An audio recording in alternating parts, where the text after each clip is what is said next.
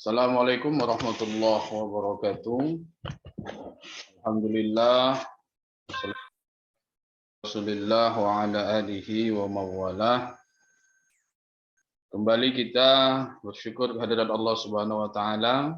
Hari ini kita masih diberikan kesempatan untuk melanjutkan perkuliahan kita, yang mana pada hari ini kita sudah memasuki pertemuan yang ke-10 ya. Pertemuan yang sudah hampir mendekati finish lah dikatakan. 10, 11, 12, 13, 14, 15 sudah masuk kepada fase beberapa minggu sebelum kita nanti melaksanakan UAS. Dan perlu saya ingatkan bahwa tugas Anda itu batas pengumpulannya itu di pertemuan ke-14 dan 15 ya. 14 itu untuk video tutorial benda yang tak bernilai menjadi bernilai jual dan bisnis plan-nya. Jadi harus diperhatikan itu. Sekarang sudah yang ke-10 ya. Kita teori nanti tinggal 11, 12, 13, artinya 3 kali pertemuan untuk teori, dan pertemuan 14 dan 15 sudah masuk kepada tahap akhir pengumpulan tugas ya. Oke, baik, kita lanjutkan pembahasan kita. Kita beberapa minggu yang lalu membahas mengenai tahapan-tahapan menjadi seorang entrepreneur cerdas atau wirausahawan cerdas. Hari ini kita akan membahas terkait dengan satu bahasan yang ini erat kaitannya dengan tugas Anda ya. Tugas Anda untuk membuat suatu produk ya, merubah, mentransformasi sebuah produk, sebuah benda atau barang yang tidak bernilai atau sangat bernilai rendah. Kalau mau bahasa gampangnya sebenarnya, tapi saya tidak menyampaikan itu kepada Anda. Sebenarnya Anda ini merubah sampah sebenarnya menjadi produk yang bernilai. Cuma dari awal nggak saya bilang seperti itu. Saya pikir terlalu kasar kalau nanti saya suruh Anda mengumpul-ngumpulkan sampah. Tapi pada dasarnya sebenarnya adalah tugas itu ditujukan adalah untuk merubah suatu benda atau barang yang tidak bernilai. Arti tidak bernilai sudah sisa penggunaan sisa dari produk yang digunakan oleh orang lain, atau sisa proses-proses pembuatan satu produk dari orang lain, atau sisa dari hasil konsumsi dari orang lain. Artinya itu sampah pada dasarnya. Makanya saya dengan sangat berat hati memang menolak laporan tugas dalam bentuk video. Arti sudah dikirim kepada saya link YouTube tentang tugas yang pertama itu, dan saya tolak. Ya, verifikasi pertama saya itu terletak kepada bahan utamanya itu dibeli atau tidak. Kalau bahan utamanya dibeli, maka saya tolak. Saya tidak mau mempertimbangkannya lagi, karena memang kalau dibeli berarti bahan utamanya itu bernilai. Sangat bertentangan dengan prinsip tugas yang saya berikan. Walaupun harganya murah, hanya 1.000 bahkan 500 rupiah. Itu artinya dia bernilai. Nah, yang diinginkan di sini adalah bahan utama itu Anda peroleh memang dengan cuma-cuma.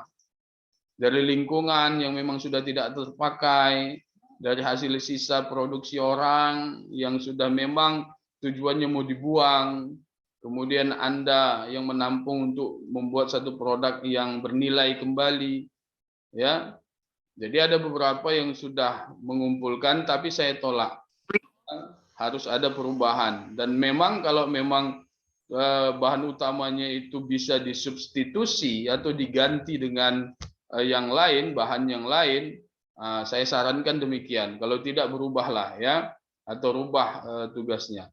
Dan saya ingatkan kembali, mindset Anda tidak boleh bahwa tugas ini bukan buat kerajinan tangan. Saya ingatkan kembali, ini bukan tugas anak SD, SMP atau SMA di akhir semester mereka disuruh buat tugas kerajinan tangan, bukan. Anda terlalu sempit menilainya kalau ini tugas kerajinan tangan. Walaupun produk yang akan Anda buat nanti memang itu salah satu aspek atau sisinya boleh dari ya produk-produk hasil handmade atau kerajinan tangan, ya tidak masalah juga.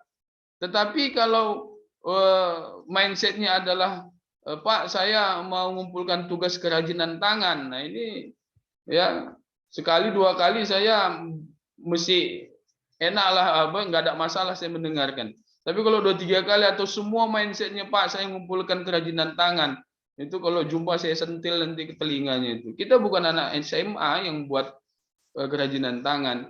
Ini adalah proses berpikir kreatif dan inovatif. Seperti nanti materi yang akan saya sampaikan terkait dengan kreativitas. Ya, ini adalah tugas bagaimana mencampur adukkan semua kemampuan berpikir, melihat potensi di sekeliling, sampai kreativitas Anda untuk merubah ya yang tadinya tidak bernilai menjadi bernilai. Nah, dari situ semua unsur-unsur itu masuk. Selain kita tugas utamanya prinsipnya adalah dari bahan sampah yang tak bernilai, ya, sampai kepada bagaimana Anda memasukkan unsur seni, unsur kualitas, unsur utility, manfaat, ya. Karena orang akan membeli sesuatu barang atau menggunakan satu barang itu, satu produk, itu biasanya melihat ada daya ketertarikan ya karena cantik, karena indah, menarik atau unik sehingga kita ingin memiliki. Atau yang kedua karena utility-nya ya, karena kegunaannya, manfaatnya sehingga dia ingin memilikinya untuk dimanfaatkan. Nah, dua unsur ini harus dimiliki di dalam produk Anda. Ya, pada akhirnya nanti kalau memang semuanya nanti saya pikir cukup banyak yang sudah menyelesaikan tugas ini dan kemudian tugasnya itu diproduksi dalam jumlah yang sedikit banyak, ya saya minta 10 produk diproduksi, itu akan saya buat di dalam satu galeri di kampus. Kita akan uji coba produk itu. Goalnya kan melihat apakah produk yang Anda buat itu bernilai atau tidak, bernilai jual atau tidak. Nah, untuk mendapatkan finishing yang baik, kita akan uji produk yang Anda buat itu bernilai atau tidak. Nah, bagaimana indikator atau indikator yang membuat dia itu bernilai? Tentunya ada orang yang membeli dari produk itu. Gitu loh. Jadi kita akan pamerkan, kita buat galeri di kampus, ya, kita siapkan, kemudian kita lihat dalam satu hari itu mau nggak orang membeli produk Anda itu? Jangan-jangan timbul keinginan saja pun tidak gitu loh. Malah mohon maaf, malah meledek gitu kan. Apa yang dipajangkan orang ini katanya. Ya, nggak jelas katanya. Ya, celengannya peot-peot, ya kan? Apalagi ya, ya. Ya macem lah gitu kan. Artinya ini aneh, nggak itu kayak nggak menarik gitu ya kan. Nah, atau produknya yang memang ini nggak jelas ini apa nih dari koran tapi nggak bentuknya nggak ya macam lah gitu ya. Nah, kalau memang nanti orientasi saya takut memang orientasinya kepada handmade semua ini kepada kerajinan tangan. Saya takut itu. Jadi galerinya jadi galeri kerajinan tangan. Kalau bisa galerinya itu galeri makanan atau minuman gitu kan, atau produk teknologi, ya kan? Jadi banyak macamnya gitu. Tapi kalau itu memang Anda mampu ya, kalau enggak pun ya galeri itu enggak ada. Kita mau buat siapa? Enggak mungkin cuma satu barang kita galerikan, kita pamerkan ya kan? Nah, sikit itu malah jelek ya. Artinya kalau bisa Anda selesaikan itu dengan cepat, nanti itu uji cobanya. Nah, kalau nanti ternyata targetnya tercapai, ya produk Anda banyak yang minati, kemudian dibeli, ya Nah, itu akan mendapatkan penilaian yang paling tinggi dari saya untuk mata kuliah ini. Gitu. Ya, tapi saya akan buat ya menutup celah, saya akan menutup celah bahwa ada kong kali kong nanti dari Anda ya untuk orang lain disuruh beli produk Anda, itu saya akan tutup celahnya. Ya, saya punya cara untuk itu. Ya kan bisa aja kan digali nanti kalian datang ya, kalian beli nanti produk ini ada celengan ini, kalian beli celenganku ya katanya. Ah, artinya banyak lembut yang beli seolah-olah wow berapa ini bernilai. Palan kong kali kong. Nah, saya tutup celah itu nanti. Ya, saya pastikan nanti yang memang yang membeli itu memang tidak ada kaitannya dengan Anda, dengan siapapun. Semua murni bahwa dia memang membeli, tertarik atau melihat manfaat atau utility-nya. Ya, ini pertemuan ke-10, masih ada 3 pertemuan lagi. Ya, kalau Anda mau punya nilai yang bagus dalam mata kuliah ini, saya pikir Anda harus bekerja keras ya, bekerja keras untuk menyelesaikan 2 tugas itu. Oke, baik, kita lanjutkan dengan pembahasan ya. Hari ini kita akan membahas tentang kreativitas ya. Ini akan memberikan Anda masukan ya, bagaimana sebenarnya menjadi orang yang kreatif, nanti bisa Anda implementasikan ke dalam tugas Anda. Izin untuk saya share screen terlebih dahulu ya. Oke, mohon maaf.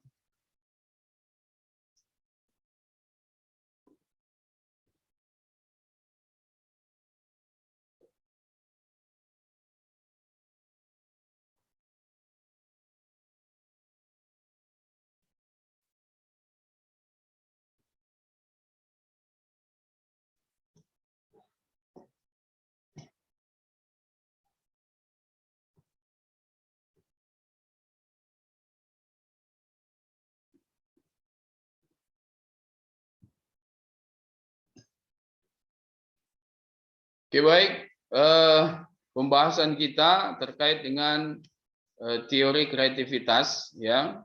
Nanti kita akan sedikit menjelaskan apa sih kreativitas itu, bagaimana fungsi dia di dalam membuat membentuk pola pikir kita. Baik, kita mulai dari slide pertama, yaitu mengenai dasar pemikiran kreatif ya. Menjadi seorang entrepreneur ya, salah satu kemampuan ya yang harus dimiliki oleh seorang entrepreneur itu memang punya pemikiran yang kreatif gitu loh. Karena ini menjadi kunci utama ya, kunci utama dari seseorang yang memutuskan ingin menjadi seorang entrepreneur atau wirausahawan ya. Nah, berpikir kreatif ini tentunya kan memang ini karunia dari Allah Subhanahu wa taala. Tetapi ketika kita ingin ya menjadi seorang entrepreneur, kalaupun kita memang dikenal oleh orang kurang kreatif, artinya kita masih bisa mempelajari, melatih ya pikiran kita, melatih otak kita untuk menjadi orang yang kreatif. Karena kesuksesan tadi, kunci utama seseorang yang ingin menjadi entrepreneur itu adalah dia harus memiliki ya kemampuan untuk berpikir kreatif. Nah, kalau kita nggak punya kreativitas, ini akan membuat sia-sia sebuah cita-cita ya. Cita-cita itu hanya akan menjadi angan-angan. Kenapa? Karena memang dalam perjalanannya seorang wirausahawan itu atau entrepreneur itu akan mengalami berbagai macam permasalahan-permasalahan yang mungkin permasalahan itu belum pernah dia hadapi ya, belum pernah dia temui, sehingga memang solusinya juga dia belum tahu bagaimana caranya. Sehingga ketika dia mampu untuk berpikir kreatif, dia akan temukan solusi itu ya. Jadi cita-cita yang tinggi, impian yang tinggi ya, tanpa kreativitas itu akan hanya menjadi angan-angan ya, akan menjadi sesuatu yang ya hanya sekedar dipikirkan saja tapi tidak ada hasilnya. Nah, seperti yang saya katakan tadi di awal bahwa kalau orang sudah memutuskan menjadi seorang entrepreneur atau wirausahawan, ini tentunya dia akan siap untuk mengalami banyak kendala dalam memulai bisnisnya. Bahkan sebelum memulai bisnis itu pun ya, di awal ingin berniat saja ya untuk menjadi seorang entrepreneur itu kendalanya sudah banyak ya. Baik kendala dari internal diri kita sendiri maupun nanti kendala dari lingkungan, dari orang lain ya. Kita banyak ketemu dengan orang-orang yang berpikiran bahwa buat apa sih jadi seorang wirausahawan gitu kan. Toh lebih enak kita kerja di perusahaan, jelas gajinya tiap bulan dapat gaji ya daripada capek-capek jadi entrepreneur, jadi wirausahawan, buka usaha ya yang untungnya belum jelas. Ya, untung dan rugi itu masih 50-50, masih 50-50. Iya kalau untung, kalau rugi, nah, kita akan ketemu dengan orang-orang seperti itu sehingga ini akan membuat pola pikir kita ya, pemikiran kita menjadi teracuni gitu. Minimal ragu dia, walaupun dia sudah ini aku harus buka usaha ini ya. Ya, teracun kita, ragu-ragu kita, akhirnya kita memutuskan untuk tidak jadi menjadi seorang wirausahawan atau membuka satu usaha atau bisnis. Nah, seorang entrepreneur harus berpikir kreatif ya untuk dapat menyelesaikan permasalahan yang dihadapinya. Inilah dasar kenapa kita ya, Anda seorang calon-calon entrepreneur itu harus mampu berpikir kreatif. Inilah dasarnya. Yang pertama dasarnya adalah karena memang kunci utama kesuksesan seorang entrepreneur itu adalah ya cara dia berpikir kreatif. Yang kedua, kalau kita mau cita-cita kita tercapai dan tidak menjadi angan-angan belaka, maka kita harus mampu berpikir kreatif. Kemudian berpikir kreatif ini memang diperlukan. Kenapa? Karena nanti banyak masalah yang dihadapi. Baik mau membuat bisnis, menjalankan bisnis, sampai nanti pada akhirnya kita mampu survive. Bahkan ketika kita survive atau mampu untuk ekspansi, ya untuk mengembangkan sayap, meluaskan usaha, memajukan usaha, ini bukan berarti masalah itu tidak ada lagi, maka bahkan akan lebih banyak. Belum lagi kita ketemu dengan pesaing dan lain sebagainya. Ini akan sangat dibutuhkanlah daya pikir kreatif ini. Ya. Nah, kemudian sejalan dengan itu, tentunya pola pikir kreatif ini punya kegunaan, ya, sangat berguna bagi kita. Apa gunanya? Paling tidak ada 6 kegunaan pola pikir kreatif. Yang pertama, menemukan gagasan, ide, peluang, dan inspirasi baru. Kita kadang-kadang sulit ya menemukan ide, gagasan ya. Anda saja ketika saya tugaskan untuk membuat satu tugas di mana Anda harus berpikir kreatif merubah benda yang tidak bernilai menjadi bernilai. Ini mungkin ada yang langsung dia menuju kepada satu gagasan atau ide, daya pikirnya. Ada yang sampai sekarang ini belum ada sama sekali terpikir dia apa gagasan atau ide atau inspirasi untuk menyelesaikan tugas itu. Produk apa yang mau dibuat? Benda nggak bernilai apa yang ditemukan? Masih ada sampai sekarang. Ya, ada nih di depan saya di layar saya, tapi nggak usah saya sebut namanya. Ya, senyum-senyum diri sendiri aja lah, senyumi aja diri sendiri. Ini indikasinya adalah bahwa orang yang lama seperti itu karena memang kurang berpikir kreatif. Artinya, atau dia memang jaranglah berpikir untuk sebuah kreativitas. Sehingga untuk menemukan ide saja bingung gitu loh. Nah, kalau orang yang punya pola pikir kreatif, ketika disampaikan satu permasalahan lah katakan, ya tugas ini anggaplah satu permasalahan kan yang harus diselesaikan. Nah, ketika itu disampaikan, ya otak kanannya itu langsung berpikir, oh teringat dia akan sesuatu yang dilihatnya, teringat memorinya itu memunculkan sesuatu yang dulu pernah dilihat sehingga bisa menjadi masukan dasar, oh aku buat ini aja, di rumahku banyak ini, oh aku buat ini aja, ya di sekitar rumahku ada ini, ada ini, ada ini. Kalau buat ini macam mana? Nah, langsunglah di situ ada proses diskusi tentunya dengan orang yang memberikan tugas. Kalau macam ini bagaimana, Pak? Kalau macam ini bagaimana, Pak? Ya kan? Sampai pada akhirnya dapatlah satu kesimpulan, oke, melaksanakan ini. Itu masih berarti dia punya pola pikir kreatif. Tapi kalau yang sampai saat ini mandek, mohon maaf ya, silakan Anda nanti tanya diri Anda, Bapak ini menyinggung saya, ya. Saya harus menyinggung Anda semua yang di pertemuan ke-10 ini belum melakukan apa-apa. Saya harus singgung Anda. Mudah-mudahan Anda sakit hati. Tapi sakit hatinya diimplementasikan dengan tindakan yang baik, ya. Jangan sakit hati malah Anda nggak mau mengerjakannya, ya. Itu salah. Saya harus singgung Anda. Bayangkan, pertemuan ke-10 berarti udah 10 minggu. Sementara saya mengatakan atau menyampaikan tugas ini di pertemuan pertama. Ayo coba. Berarti apa yang Anda pikirkan selama ini? Gitu loh.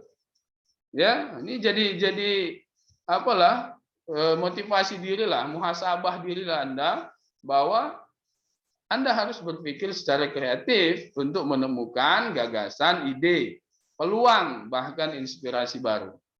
Nah, kemudian kegunaannya adalah mengubah masalah dan kegagalan menjadi sebuah pemikiran yang cemerlang untuk langkah selanjutnya. Ya, saya apresiasi ya dari Anda yang sudah kemarin ada beberapa yang mengirimkan tugas, bahkan selonong boy, ya istilahnya, tanpa berkonsultasi, kemudian menunjukkan ini Pak hasilnya Pak, atau di awal paling tidak berdiskusi mengenai idenya, tapi langsung buat videonya, langsung kirim. Akhirnya gagal gitu loh. Tapi nggak ada masalah, ya. Itu sudah menjadi sebuah langkah awal yang baik. Tapi dengan kemampuan pola pikir kreatif dia, nah kegagalan yang tadi sudah dialaminya, ini harus dipikirkan kembali, ya. Muncul lagi ide-ide baru, ya, yang cemerlang supaya bisa merubah kesalahan-kesalahan atau kegagalan yang tadi, gitu loh. Nah, kemudian yang ketiga adalah menemukan solusi yang inovatif, ya. Inovatif itu hanya akan bisa terjadi kalau Anda kreatif. Inovasi itu kan temuan baru, ya. Temuan baru walaupun dia misalkan sudah ada, tetapi ada sesuatu yang baru di situ.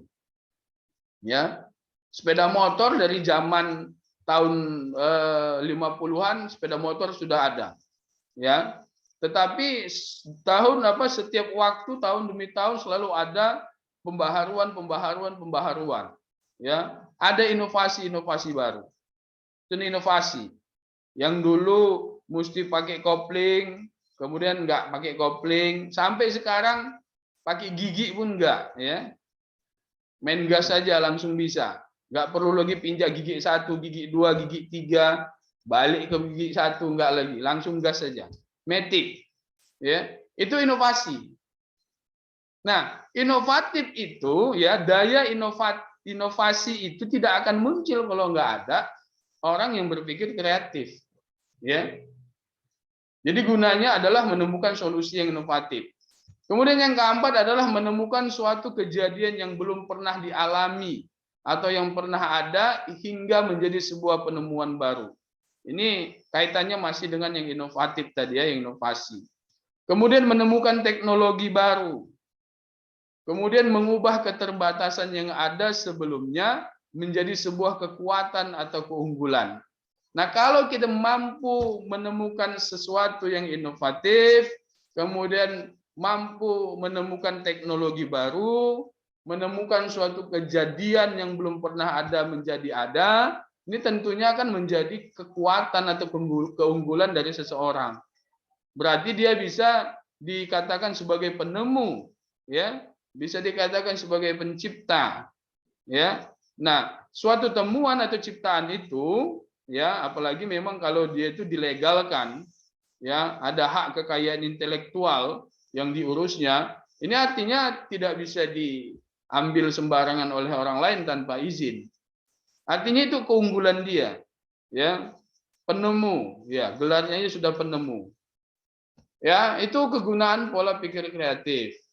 Nah, kemudian kreativitas otak, kreativitas dan otak kanan, ada hubungannya atau tidak? Ini ternyata bahwa orang yang kreatif itu adalah orang yang bekerja dengan otak kanannya. Satu pertanyaan sama Anda nih, ya, silakan nanti dijawab. Mana yang Anda pilih, menjadi orang pandai atau menjadi orang yang kreatif bila menghadapi sebuah masalah yang belum pernah kita temui atau hadapi sebelumnya? Oke, silakan jawab. Mungkin satu orang mewakili. Orang yang kreatif. Diki, hah? Orang yang kreatif, Pak. Kira-kira perbedaan dengan orang yang pandai dengan orang yang kreatif itu di mana letak perbedaan? Mungkin dari cara dia bekerja, Pak. Cara dia bekerja. Iya. Iya. Iya. Iya, Kalau Pak. orang yang pandai, ya, dia belum tentu kreatif. Gitu loh. Tapi kalau sudah kreatif, ini pasti orang pandai nih. Iya kan? Karena Iya, orang Pak. yang kreatif itu mampu menemukan solusi dari permasalahan bahkan yang belum ada, begitu. Oke ya. Jadi memang kalau kita menghadapi sebuah masalah yang belum pernah kita temui atau hadapi sebelumnya, maka kita lebih memilih menjadi seorang yang kreatif. Ya. Kenapa? Karena memang kalau pandai itu kan dari hasil proses belajar. Artinya sudah kita temui. Ya, masalah-masalahnya itu sudah kita temui dan sudah kita tahu solusinya. Tinggal kita memahami, kemudian memasukkan ke dalam memori kita. Nah, sesuatu waktu nanti kalau misalkan dihadapi masalah seperti itu, kita udah tahu cara melaksanakannya, itu pandai. Tetapi kalau kreatif, ini lebih ekstrim, ya. Tiba-tiba terjadi satu masalah. Nah, kita belum tahu caranya, belum pernah belajar, belum tahu bagaimana solusinya, belum pernah ada yang mengajarkan. Tapi kita harus dengan sesegera mungkin menyelesaikan masalah itu. Sehingga dengan kemampuan dia berpikir, ada saja inspirasi baru, ada saja ide, ada saja gagasan, sehingga muncul begitu saja, ini cara untuk melaksanakannya. Nah, itu harus dimiliki, itu yang dimiliki oleh orang-orang yang kreatif. Nah, kreativitas itu muncul dari orang yang sering menggunakan otak kanannya, karena kecenderungannya berpikir, terampil, berorientasi yang berbeda dari orang lain. Orang yang berpikir kreatif sering menggunakan pola pikir otak kanan dan jarang menggunakan otak kiri. Ya, nanti Anda bisa search itu apa beda otak kanan sama otak kiri. Ya, nah, kita ini ada otak kanan, otak kiri, otak tengah juga ada. Nah, itu masing-masing fungsinya ada. Ya, kalau otak kiri ini lebih ke eksakta dia. Ya, ahli matematika, ahli statistik itu orang-orang otak kiri itu. Tapi kalau orang yang seni, ya kan, kemudian orang-orang yang komunikatif, orang sosial pandai berbicara biasanya menggunakan otak kanan. Nah, orang yang kreatif ini kan kadang-kadang kan unik gitu, kadang-kadang bahkan nyeleneh apa yang dilakukan dia, gitu. Membuat sesuatu yang orang kadang nggak terpikir untuk membuatnya, tapi dia terpikir sama dia. Itu orang kreatif, itu biasa menggunakan otak kanan. Nah, cara kerja dan pola otak kiri dan otak kanan memiliki visi yang berbeda. Ya, itu berbeda.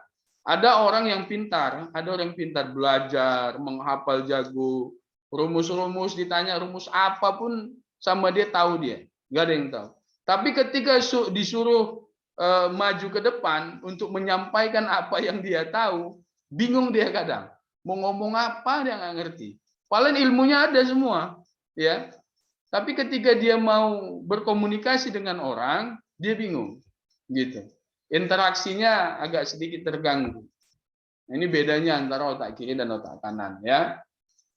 Nah, sedikit ada gambar ini ya, bahwa apa namanya? Ini skema tentang bagaimana ketika persoalan itu ada, maka solusinya itu jawabannya pastinya kalau ada, berarti kita menggunakan logika dan pengetahuan untuk menjawab dan mengkalkulasi risiko yang ada. Berarti kalau sudah ada jawabannya berarti persoalannya selesai, kan gitu kan? Nah, kemudian kalau jawabannya tidak ada atau belum ada, maka di sini ada risikonya, ya. Kalau dia ada misalkan ini untuk menggunakan otak kiri, biasanya orang-orang yang sering menggunakan otak kiri itu menghindari risiko bila ada. Cari aman aja dia, ngapain capek-capek awak gitu, wah berisiko. Bagus, gak usah ikut, ya daripada nanti rugi. Nah, ini menghindari risiko. Coba tanya diri Anda, kalau diri Anda itu, iya aku kayak gitu, lebih baik nggak usahlah daripada berisiko. Itu berarti Anda sering menggunakan otak kiri. Kemudian cenderung menggunakan pengetahuan eksakta atau pasti. Hitung-hitungannya jelas dia. Ya, 1 tambah 1 2. Ya. Tapi kalau otak kanan, 1 tambah 1 bisa 6. Loh, kok bisa kayak gitu? Otak kiri enggak ada. 1 tambah 1 2. Rumusnya memang begitu, 1 tambah 1 2 katanya. Tapi kalau orang yang menggunakan otak kanan bilang enggak, 1 tambah 1 bisa 6.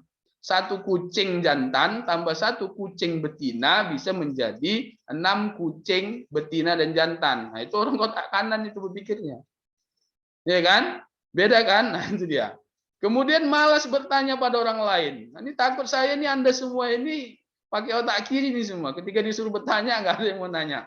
Ya kan? Kemudian berpendapat persoalan itu adalah masalah yang harus dihindari karena berisiko. Ya, ini orang-orang yang lebih suka menghindari masalah. Ya, kalau ada masalah lari. Kalau ada masalah angkat tangan. Oh, aku nggak ikut-ikut, aku nggak ikut-ikut. Nah, ini orang otak kiri. Tapi kalau yang otak kanan ada masalah, nggak ada. Tidak ada masalah yang tidak dapat diselesaikan katanya. Kita hantam, gaskan aja katanya. Wah, ini otak kanan ini. Ya, kita hadapi masalah itu. Masalah bukan untuk dihindari tapi dihadapi gitu. Otak kanan. Ya.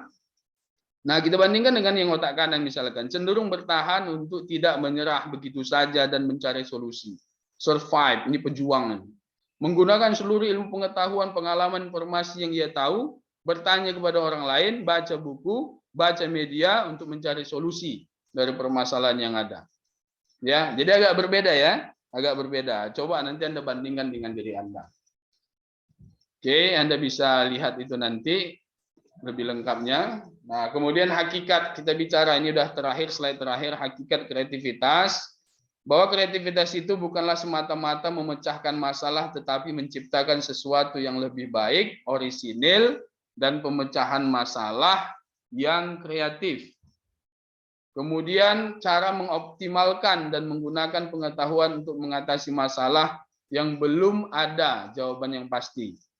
Kemudian kemampuan utama dan dasar menjadi wirausahawan sukses. Kemudian cara untuk menghasilkan kesuksesan dengan penciptaan ide, gagasan, serta memunculkan sebuah inspirasi yang brilian. Tidak bisa ditiru atau dicangkok atau dipaksakan pada orang lain, tetapi kreativitas itu bisa dipelajari dan dilatih. Nah, menggunakan cara yang berbeda dan lain ya, cara yang berbeda dari yang lain ya yang kita lakukan. Kemudian tanpa kreativitas berarti tidak ada penemuan atau invention. Ya, itu sedikit mengenai hakikat dari kreativitas. Oke, baik. Ya. Jadi intinya adalah bahwa sebisa mungkin kalau kita sudah masuk ke dalam ranah dunia bisnis atau usaha, nah kita memang harus punya pemikiran yang kreatif, ya.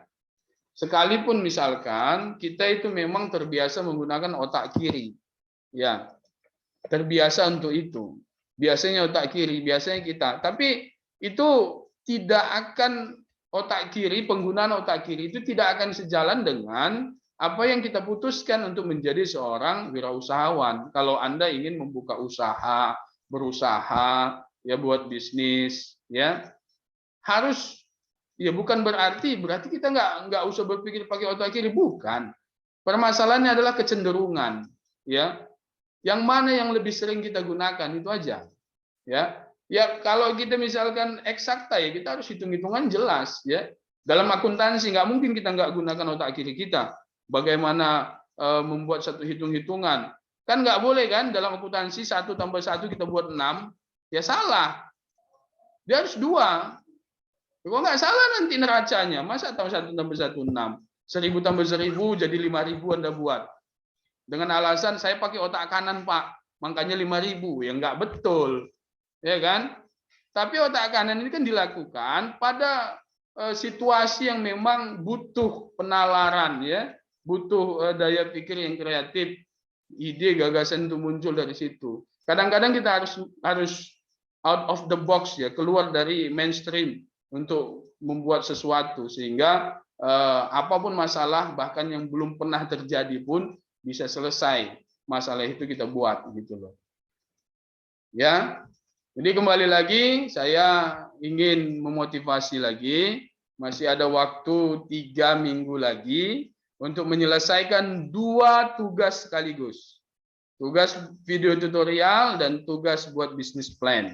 Mudah-mudahan Anda diberikan kesehatan terus, diberikan kesempatan terus, ya. Yang punya kesempatan tapi menyia-nyiakan kesempatan, ya, Anda menyia-nyiakan kesempatan Anda, segeralah bertaubat, kembali ke jalan yang benar, kerjakan tugasnya dengan sebaik-baiknya. Itu saja pertemuan kita kali ini. Terima kasih. Assalamualaikum warahmatullahi wabarakatuh. Waalaikumsalam warahmatullahi wabarakatuh.